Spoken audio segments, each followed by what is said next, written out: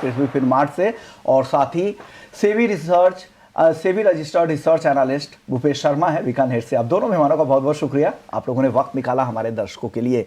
शुरुआत चांदी से करते हैं। जबरदस्त तेजी का दौर चल रहा है और चांदी को लेकर एक अपडेट ये भी है कि दुनिया के टॉप 4 एसेट में चांदी भी शामिल हो गई है।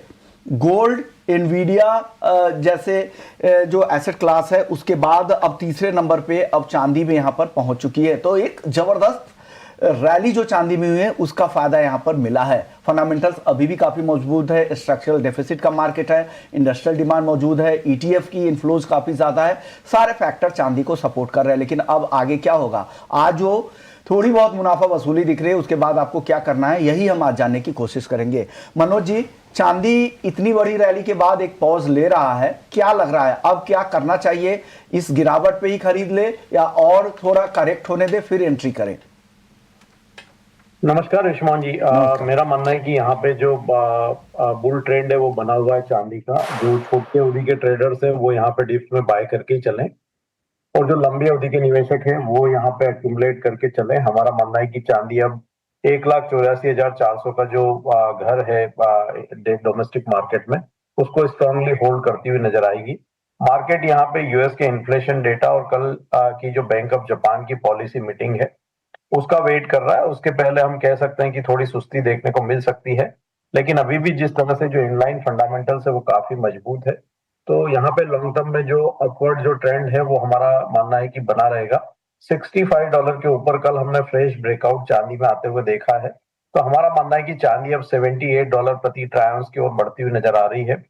उस लिहाज से भारतीय बाजारों में अगर हम बात करें तो यहाँ पे 2,35,000 से 2,40,000 तक के जो इस तरफ चांदी यहाँ पे शॉर्ट टर्म में दिखा सकती है।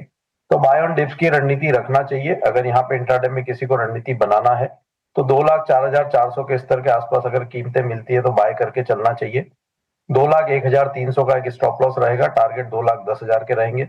और जो लंबी अवधि के निवेशक हैं वो 2,04,000 से 2,00,000 के रेंज में एक्यूमुलेट करें, और वहां पे स्टॉप लॉस जो एक पोजिशनल 1,84,400 के नीचे का रखे, और ऊपर में टारगेट 2,35,000 और 2,40,000 तक के रखे जा सकते हैं।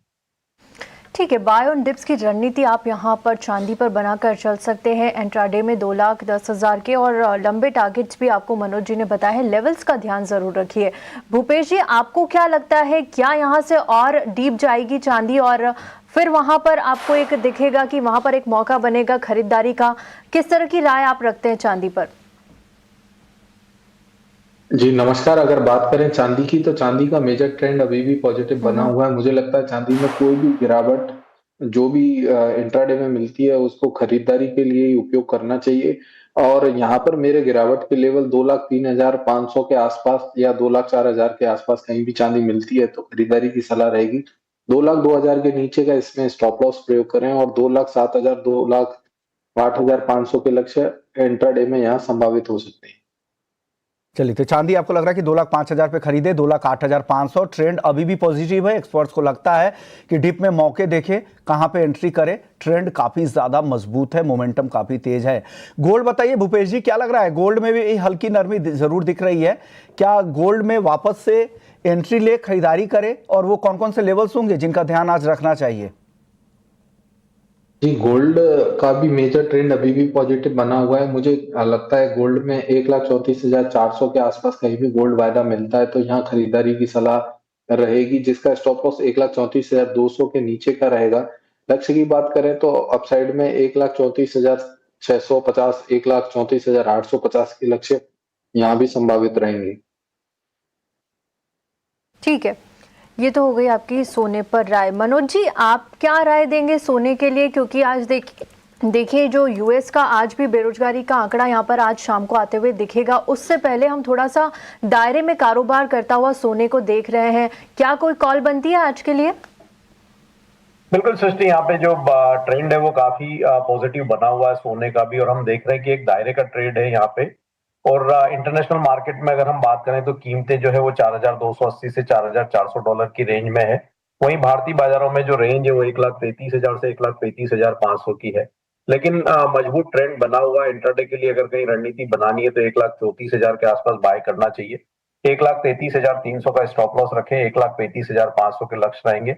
मार्केट अगर यहाँ पे $4,400 इंटरनेशनल मार्केट में और भारतीय बाजारों में 1,35,500 के ऊपर ब्रेकआउट देने में सफल रहता है यूएस के जो आज बेरोजगारी के आंकड़े हैं उसके बाद, तो हमारा मानना है कि 1,45,000 तक के जो स्तर है वो भारतीय बाजारों में शॉर्ट टर्म में देखने को मिलेंगे। तो शॉर्ट सेल से बचना चाहिए, डिप्स में बाय करें और 1,35,500 के ऊपर के ब्रेकआउट पे और लॉन्ग की पोजीशन वहां पे ऐड करके चलना चाहिए।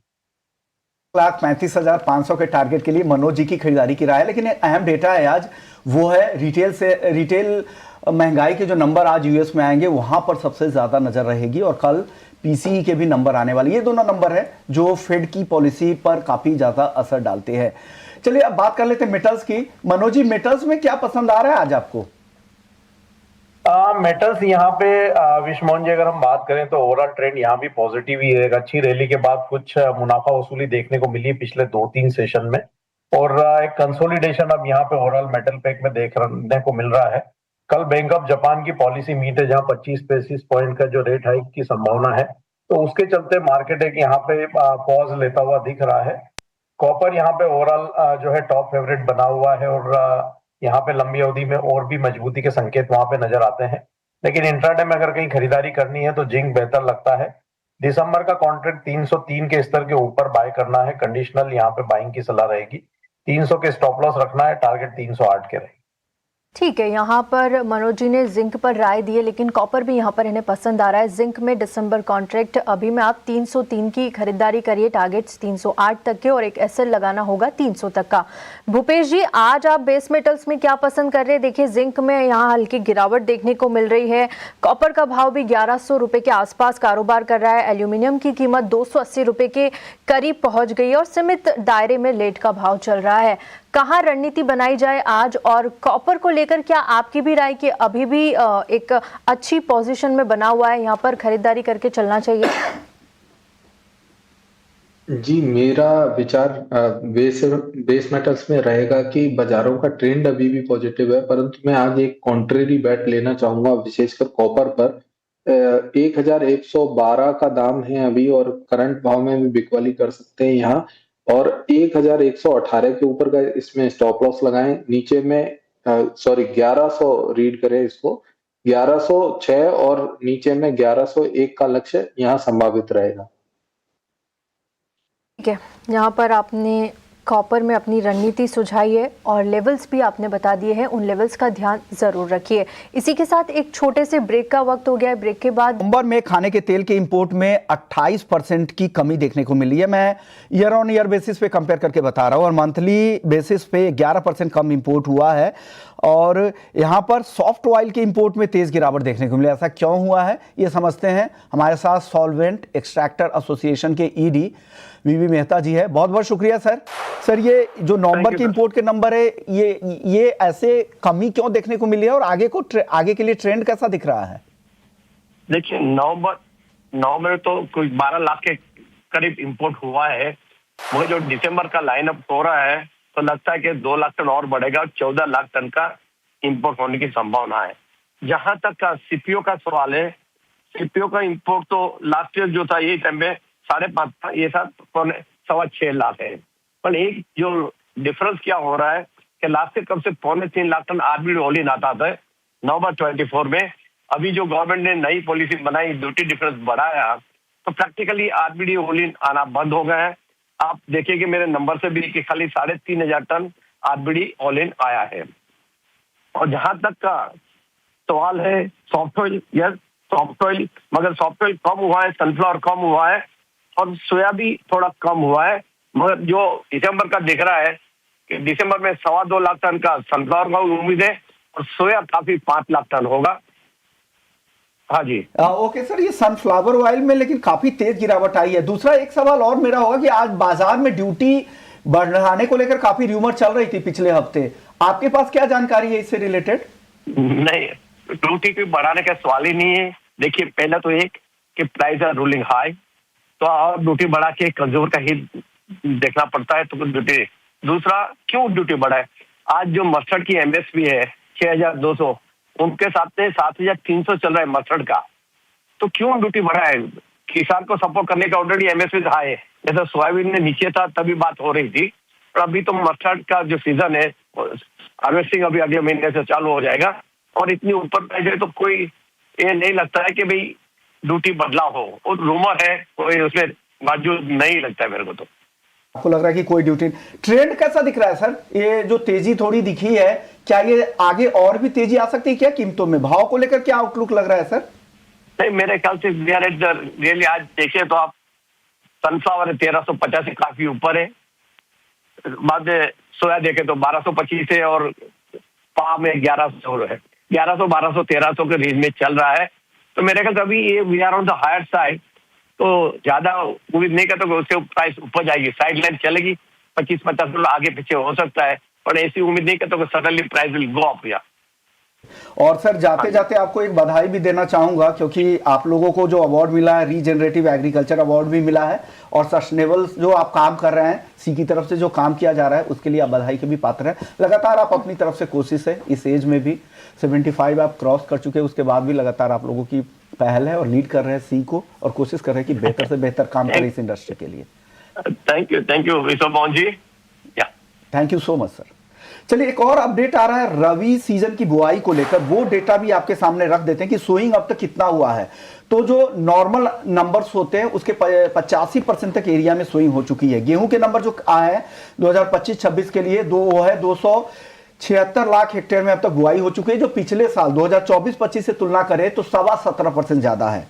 दलहन की बुआई 117 लाख हेक्टेयर में हो चुकी है, जो पिछले साल से करीब 2% ज्यादा है, और मोटे अनाज की जो सोइंग हुई है वो करीब 42 लाख हेक्टेयर में हुई, ये भी ज्यादा है, और तिलहन की बुआई करीब 90 लाख हेक्टेयर में हुई है, ये करीब 3% ज्यादा है। तो ये कुछ अपडेट है रबी सीजन को लेकर, और इस बार की रबी सोइंग पूरी तरह से गेहूं पर फोकस ज्यादा दिख रहा है, क्योंकि बाकी देखिए दलहन के दाम काफी कम मिले हैं, तुअर जैसे दालों के दाम 50 रुपए तक गिर चुके हैं होलसेल में। तो ये वजह है कि गेहूं पर किसानों का फोकस काफी बढ़ता दिख रहा है, और कहा जा रहा है कि इस बार बम्पर क्रॉप गेहूं की आने वाली है, फरवरी में अराइवल भी शुरू हो जाएंगे। तो ये एक अहम अपडेट है।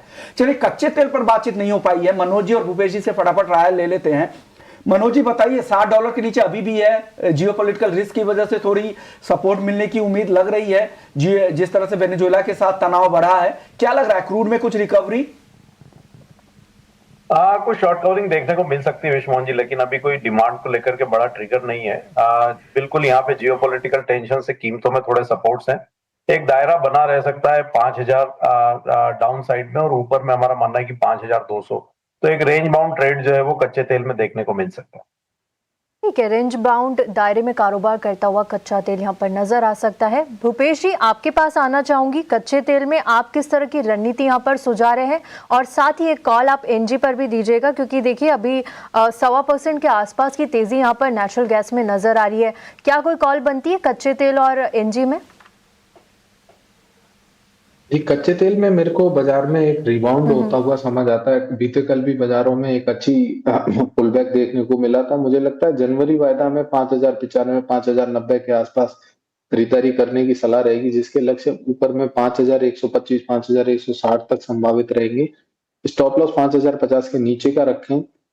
वहीं नेचुरल गैस की बात करें तो मुझे लगता है कि बाजार में जो गिरावट थी उसमें एक पुलबैक देखने को मिला बीते कल, आज भी एक अच्छा पुलबैक देखने को मिल रहा है। कहीं भी बाजार इंट्राडे में करेक्ट होता है 361 362 के आसपास मिलता है, तो यहाँ भी खरीदारी की सलाह रहेगी।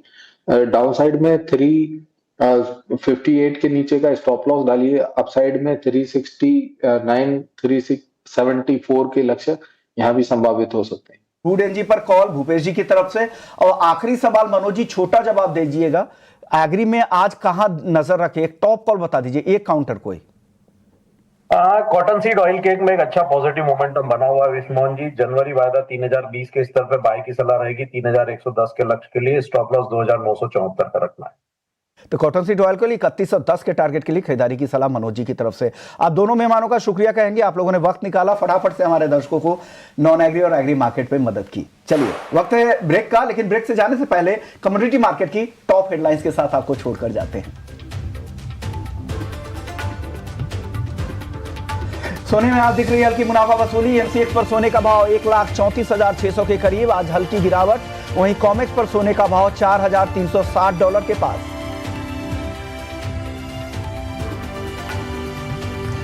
चांदी में भी आज दिख रही है गिरावट। M6 पर चांदी 2,06,200 के पास, करीब 1200 रुपए की गिरावट। वहीं कॉमिक्स पर चांदी करीब $66 के करीब। वेनेजुएला के शिपमेंट पर पाबंदियों से, अमेरिकी पाबंदियों से कच्चे तेल में रिकवरी की कोशिश। ब्रेंट क्रूड का भाव $60 के करीब, WTI का भाव $56 के पास। दोनों में आज आधे % से ज्यादा की तेजी। People with, some